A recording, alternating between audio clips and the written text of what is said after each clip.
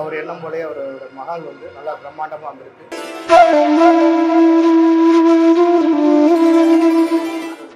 வணக்கம், என்னோட பேர் கோகுல்நாத். நான் வந்து பார்த்தீங்கன்னா இன்டீரியர் தான் பண்ணிகிட்டு இருக்கேன். ஃபியூச்சர் பில்டர்ஸ் வந்து நமக்கு சவுகத் அலி சார் வந்து ரொம்ப நாளாக தெரியும். பட் ஆனால் இவர் ஒரு ப்ராஜெக்ட் பண்ணிகிட்டு இருக்காருன்றதை இன்றைக்கி தான் பார்த்து தெரிஞ்சுக்கிட்டேன்.